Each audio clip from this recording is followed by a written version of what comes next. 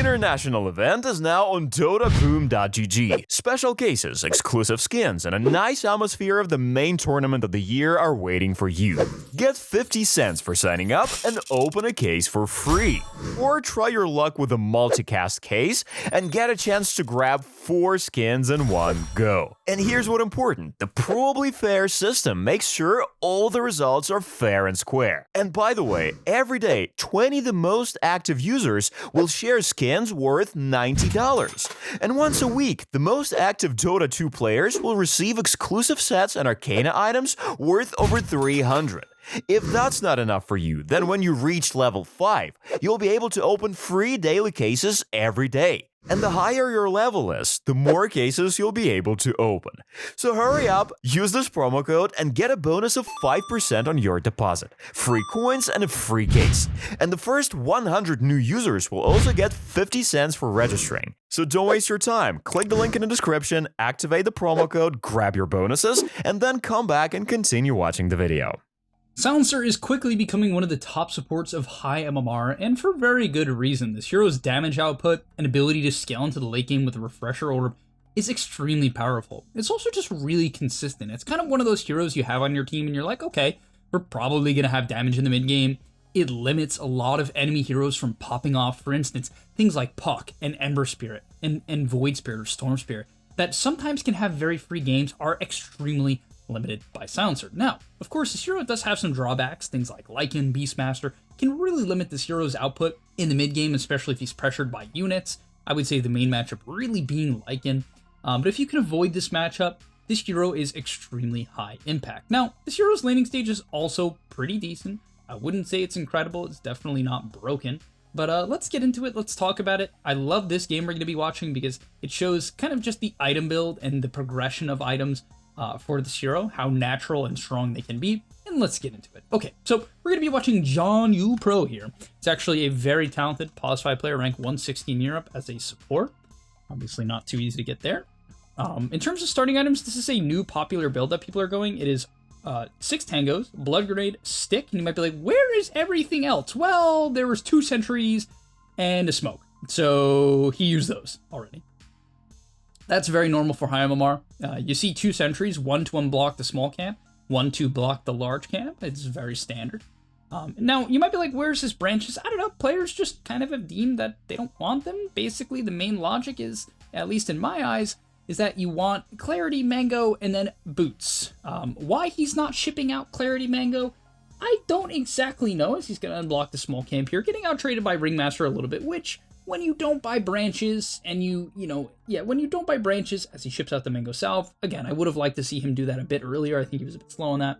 You kind of always will need them on this hero. You definitely trade quite a bit and don't trade that efficiently early on. By the way, in terms of skill build, you'll notice he has his Q.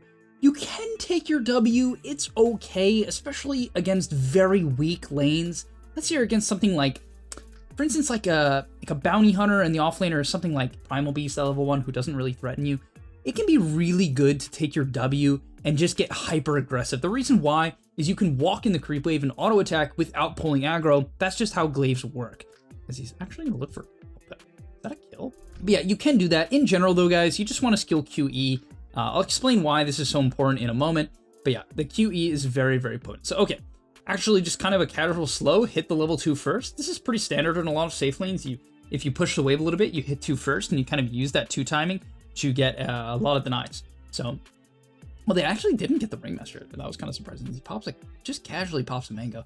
You guys know, if you've been watching my channel for forever, I hate casual Mango pops. I mean, I've done it myself, I get it, but especially when you're not at least dropping stats on the ground to pop the Mango. It's just such a pet peeve of mine. But yeah, another thing, again, I kind of said it earlier, you need Clarity Mango. This hero is extremely mana intensive, and it doesn't have some obscene mana pool. I mean, it's fine, but it's not crazy, and so I really would have liked to see him ship out Clarity Mango, and then eventually a Salve. And frankly, you can play the first waves very defensively, guys. Just block the large camp, maybe unblock the small camp, and I mean maybe. You don't even need to prioritize it. You can kind of just sap XP, so you hit an early level 2, and with level 2, you can look for kill threat on generally the Pause 4. Obviously, it depends on who is low health. Okay, so yeah, I'm going to skip past most of the laning stage now. Frankly, there's not much for him to do. Ursa does not threaten Dawnbreaker early on. Dawnbreaker does actually threaten Ursa a little bit.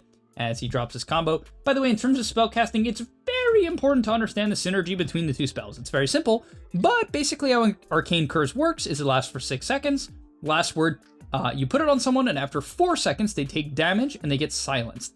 The reason why that's so important is you need to put it on them before this runs out. So if you put last word on someone 3 seconds after you cast Arcane Curse, you will lose the synergy. The synergy is that if someone is silenced and they have Arcane Curse on them, the Arcane Curse lasts longer. Arcane Curse cannot go away if someone is silenced, right? It actually extends the duration. And on top of that, it does bonus damage. 50% more damage. It is extremely significant. So if you're gonna cast your Q, you should basically be casting your E, assuming you are level 2 or 3, especially when you are level 3, because now the Q does significantly more damage, 50% more damage by itself. And so, yeah, you don't really like here, he shouldn't just casually cast his Q. It's at the point in the lane where he should be popping clarities so that he can QE, and that is how, oh, he is dead. That was a misstep. Oh, it was a bait. It was a bait. John, you pro the GOAT. So yeah, you can see he's really prioritizing boots because this is very standard mid laning stage gameplay where basically you come mid. Why? This hero's mid presence is some of the best in Dota. Simply put, he has high damage, more importantly, high cast range. When you have high cast range, it allows you to poke mid. If you're playing a hero like Crystal Maiden, it's just a lot harder because frankly, Frostbite, your most important spell, is like, what, 600 cast range? When you have 1,900, you can poke the majority of the mid cast very efficiently.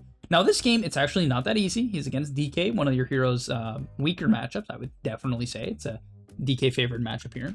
It's hard to poke him because the hero has a lot of health, he has regen, but things like Storm Spirit or Quaps, or, you know, yeah, those are probably two of the better examples, hate getting spammed by Silencer. They hate it. And so if you can do that, if you can come mid and just spam them with nukes around minute 5, it's gonna let you get the minute 6 power room. Now he's gonna come bottom with his line here. Nothing too crazy. They're probably thinking about getting the Wizzy Rune as he's gonna try to cast his double nukes on the Medusa. Very casual, it's not gonna kill him. This game's gonna be a little bit slow. I would say the game can be very fast with this hero if your mid matchup is favorable. So it's really nice to kind of look at that matchup, and if it's favorable, you super want to just play mid, as unfortunately he's under a ward here. Okay, they will find it. But yeah, you do want to play mid. You can get a lot done, especially with something like Ember. You know, Ember is a great combo. Oh, he doesn't have his Q. This is going to make it very hard to get this kill. Yeah. It's just, Ember's just countered by DK, and so it's just hard for them. Oh, yeah, I was going to say he's out of mana, but he actually had enough. Yeah, and they'll get the job done. Nice rotation from the Ursa here. Probably should cast his Q. Oh, no, he could prioritize the... Yeah, I was going to say, your Q is a better spell than your E in the early game, so I love that he identified that I have one spell. My Q is coming up. I'm going to hold it and not use the E. That was really, really high skill. And stuff like that is actually why people get to high MMR. I mean, there's a whole variety of reasons. There is a lot of reasons, but things like that can definitely be one of them. As they take a good fight. And yeah, you want to force these sort of engagements as Silencer. Like, absolutely, you want to just be pushing the envelope, pushing these fights, forcing them over and over and over again because of how good your hero is. So now that he's level 5, honestly, I would expect him to walk back mid. Okay, he sees a fight happening bottom. This makes a lot of sense why you would come bottom here. It's probably a kill on Dusa. Yeah, gets the job done. Spells up an 8. He should definitely chase this guy. Okay, gonna give the kill to Ember. Very nice. I personally like buying mana boots on this hero. There's different schools of thought. Some people will not. I think it's generally necessary. This hero has heinous mana problems because global is 300 mana. This hero barely can cast all 3 of its spells. Like, it's comical. And so mana boots just kind of means that you can cast your QE casually on someone and not fear not being able to use all of your spells in the next fight. You know, so I'm not a huge fan of something like Force Staff Rush. I mean, is it a good Force Staff game? It's okay. I think it's good against DK Stun, for instance. It's like pretty nice against Ice Blast, DK Stun. You can definitely save people. So it's cool logic. But like here, oh, okay, stick to pop the global. Oh, he's getting mana booted by Timber. He's going to get bailed out by his Timber here a little bit, but yeah, nice little dive on Medusa. And once you have global, you absolutely can convince your team or push your team to take a fight. He actually cannot cast all of his spells here. That is a bit problematic. That's a bit problematic. Q with no E either. Yeah, this is getting pretty weird now. Because once you get into this territory where you're casting your Q without your E, and you don't have mana for global, the hero just won't have that much impact. Again, guys, if you want to cook on this hero, you need your Q to pair up with your E, and you can keep in mind that your global also extends the Q as well. There's a couple other combos I want to talk about in a moment as well. So the first one, okay, I'm going to pause real quick. Let's say he's going on this AA, just to quickly show it. He's going on this AA. The E procs after 4 seconds, right? Global is 4.5 seconds. So if you click E and then global, they will nearly perfectly overlap. Does that make sense? So if you E someone and then global, it will silence them for 4.5 seconds and then 4 seconds afterwards. So it's effectively an 8-second silence. That is something very effective against heroes like Terrorblade, Juggernaut, where you need to global them early. You can also global into E. It does work. You just need to be in cast range. You cannot global walk E. It will not work. But you can E global or global instantly E, and it will chain silence. Very powerful. Then with your Q, the Q lasts literally forever because they are perma-silenced, right? So you see how this hero does 8 billion damage and has godly impact in the early game. You can chain these things together and enable the Q, which is one of the highest damage spells in the early game, to do 1 billion damage because they are silenced, 50% amp, and the extension.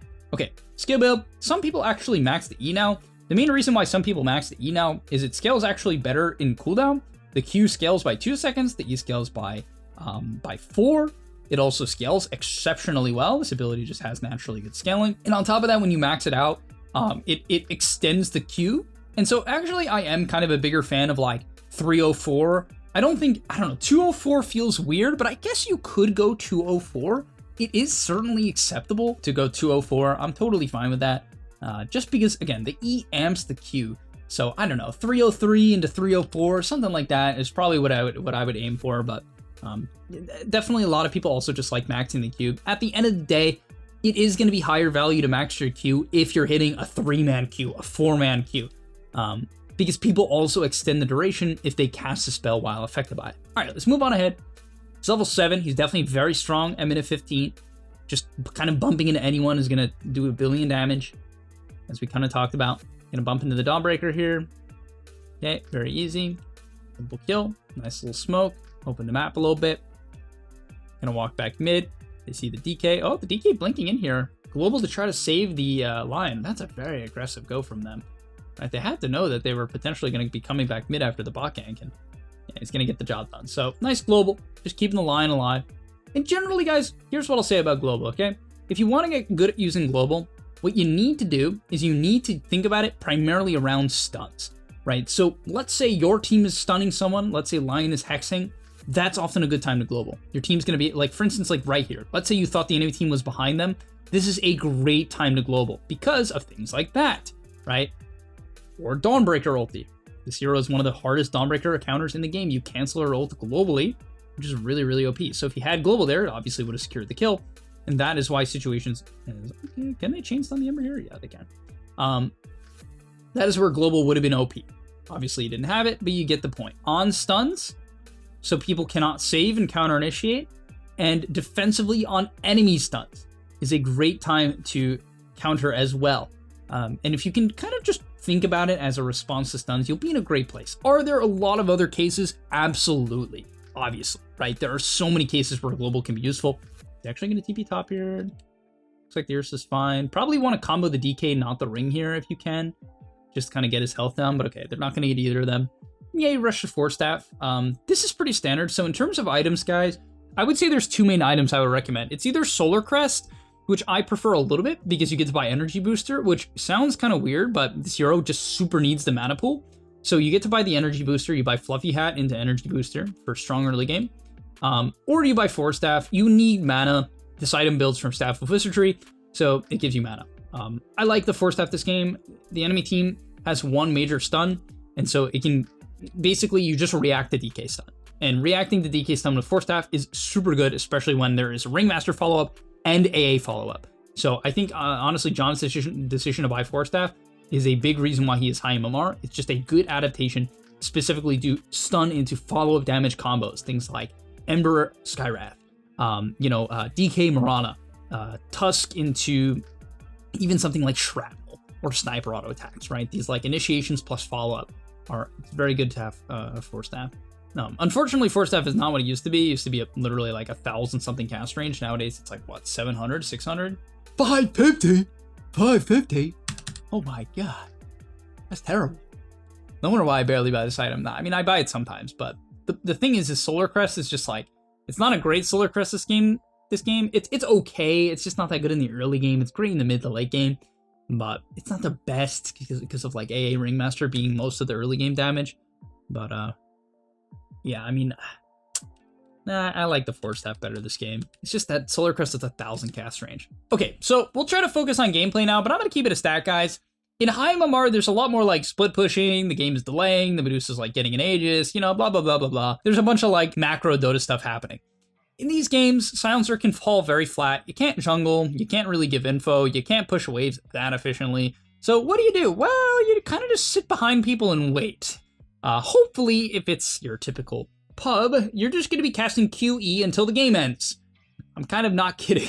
Like, you should just be focusing on casting good QEs on as many people as possible. Really just getting the spell out off cooldown. You're going to see a nice wrap here. I would love to see him global on the Ursa jump specifically. It's probably going to go with the Lion jump. This looks like, oh, okay, they're hesitant. I wouldn't have mind to see them try to ward and go up, but it's tough. The enemy was ready. The smoke broke. They decided to back off.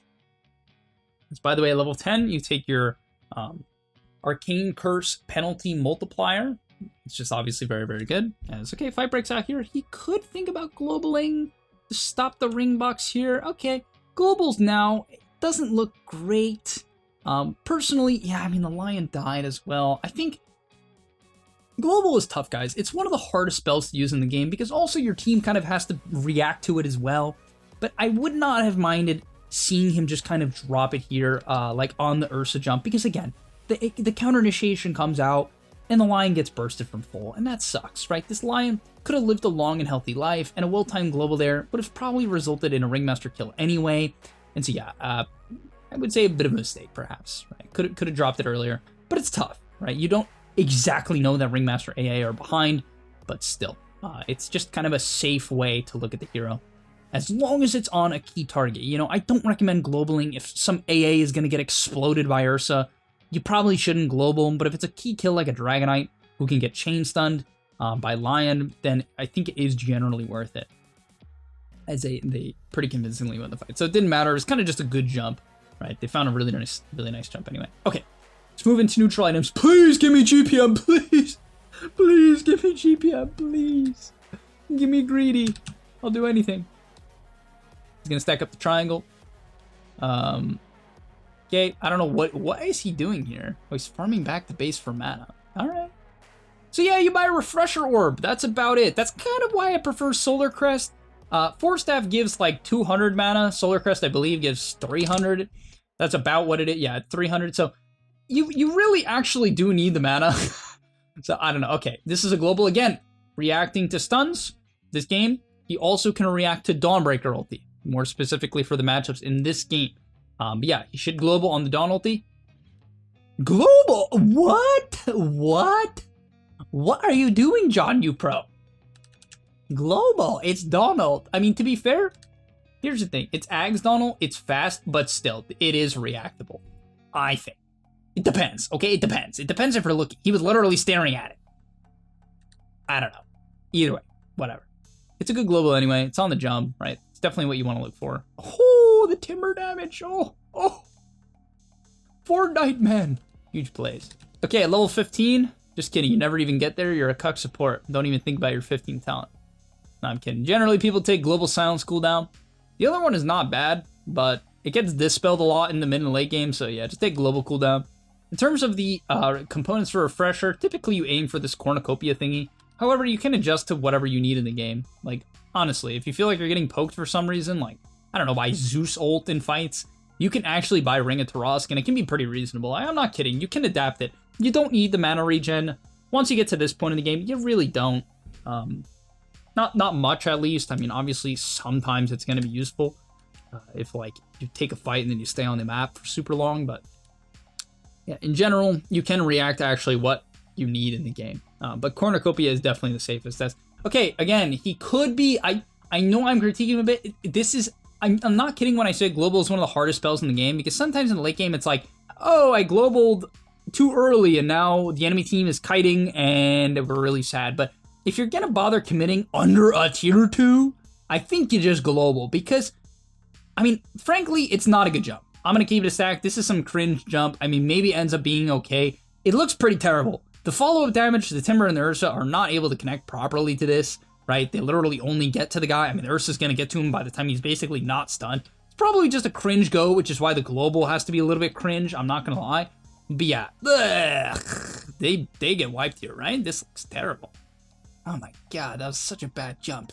Damn it, Bellany. What are you doing? But yeah, again, he probably could just global. I don't blame him as much on that one, because again, that initiation was just, that's just kind of a, it's like a good bad read from him. It's like, this jump is really far. We probably shouldn't commit to this. I'm not going to global. Oh shit, we're committing. We're getting 4-man Ringmaster ulti. I guess I have to global. Like, that's kind of how that situation goes. Should he global earlier?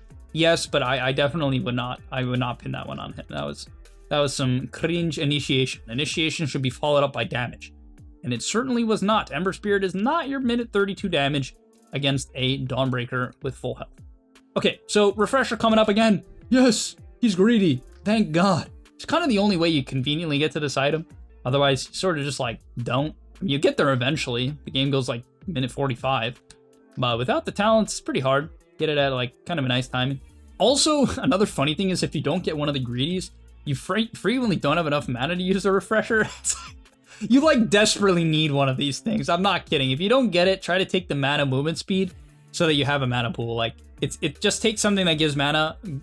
God bless your soul. It's the GPM. Okay, fight breaks out here. Will he global? It's a little awkward again. Your BKB Ursa is already in. Their jumps are kind of sus. He's gonna global here. Okay, I get it. Force staff. Oh, okay. Not the best positioning there. I mean, I think his team is just kind of jumping in semi-weird ways. I mean, they're wiping him here, so I say that, but it's working out. And yeah, I mean, sure. I would love to see them kind of just pair like a global with Alliance Hex and like try to get value out of that. Because I think they're a bit off on it, but that is generally what you want to aim for. Refresher up. I don't really think I have to convince anyone why this item would be good on this hero. It's just double global. I mean, that is obviously good. And it also should make it where, you know, the globals earlier where he's a little hesitant because maybe it's a bad jump. He should just pop it. Oh, you really don't want to refresh a 20-second cooldown global, but man, you got to think about it. No way he's going to do it at this point, I don't think. Yeah, no way. No way. Okay, should drop. Why is he not casting his spells? Drop your combo. Oh, he's just, the main priority, guys, is a good global in the late game, but then, you know, you should get your spells off. This is also why I hate Force Staff. This item is just so inconsistent. You can see in a lot of these fights, you kind of just can't use it. I'm going to keep it a stack. I don't know if he's actually gotten much of any value out of the Force Staff. I do like the item and I like it conceptually this game. It's just, the problem with Force Staff is not its conceptual uses or like the use cases. It's the cast range. You just can't use it because it's the bad cast range. Like, if this item was 1,000 cast range again, it would be the most broken shit in the game. I'm not kidding. It would be purchased on like 3 heroes every game. It's just, the cast range is so low that you have to kill yourself to use it, and that's bad, believe it or not. All right, so we got another fight in us as we're gonna go for a bit of a global jump here. I do like on the Ursa go. I like it. It's on a Lion Hex. Kind of just give your team the freedom to go in, the freedom to choose. Also, the Timber is using this global to, you know, heavily poke the Ringmaster. So like that one, refresh. Can global the Dawn ulti here. Yeah, probably didn't really need to, but that's a hard read. It's a hard read. I prefer just kind of, you know, just get rid of the Dawn ult. It's, again, it probably was incorrect here as he could think about Force Staffing Ursa again. Shit item, so he couldn't do it when it was actually useful. He had to just sit there and watch because unfortunately Force Staff kind of sucks. But yeah, fight breaks out, continues to go. They're gonna get the Medusa. Well done. And yeah, the game starts to get in their favor because this hero in the late game is just great. That's the nice thing about Silencer. If you get greedy, right? One of the 2 greedies. As look, he's not taking his next neutral item. You want to know why? These suck. They all suck. They're all terrible. And so you just don't take them. Like, that is kind of just the reality. You just don't take it. If you got greedy tier 2 and you didn't get it tier 3, you don't switch it. You just keep it. Essence Ring is more than good enough. Frankly, tier 2 neutral items I think are a bit better than tier 3, and not better, but like for the tier are like fine. And so you just kind of don't swap it. Essence Ring is a bit cringe on this hero because you don't have the mana to use it in a lot of cases. Like, you don't want to use it. But either way, okay, another global on a jump. At this point, he's being pretty Chad about it with the global silence cooldown of 15 and a refresher. Again, you kind of have more of the luxury to use it in a more Chad way, but I would say for the entirety of the game, try not to hesitate. If your team is going to commit hard commit with blinks and shit, just use it. But okay. Nice 4-step. Wow, the 4-step value. Oh, double Lotus, Essence Ring. Oh my god, he kicked out anyway. Buyback. Okay, cancels the donal on the buyback global. Actually might be enough to win the fight. Looks like it will be. Yeah, that's going to be about the end of this game, as I believe that's a dieback on Medusa. Okay, that probably won't end the game, but yeah, thank you guys so much for watching. They do end up going on to win this game in 52 minutes. I'll actually skip ahead there. We'll go watch it. I don't want to tease you guys too hard. Let's watch the last fight of the game. He's got double global. He bought a Ghost Scepter, which makes sense. He's getting targeted by this DK. You can buy it. I prefer Ghost over something like Glimmer because it doesn't cost mana, where Glimmer costs 125.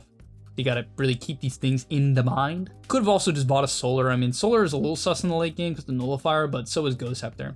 As Kate, nice little global here. This is a pretty easy global, I'd say. It's just kind of like they're jumping your hard carry. You just absolutely global. You're not going to take the risk. It just kind of counters out the A. Oh, it actually doesn't counter the AA ult because AA can rip his ult during global, oddly enough. He just missed. Or, you know, they couldn't chain stun him. But, yep, just a hard double global. And you can see. I'll actually show you from the perspective of Ringmaster. It kind of just makes heroes like...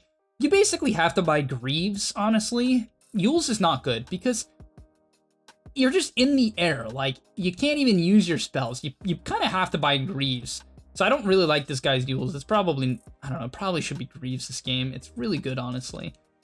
Because he's just globaled, and then, like, he's Yulesing, and he's gonna get globaled again, and it's like, oh, man, I don't get to play the game.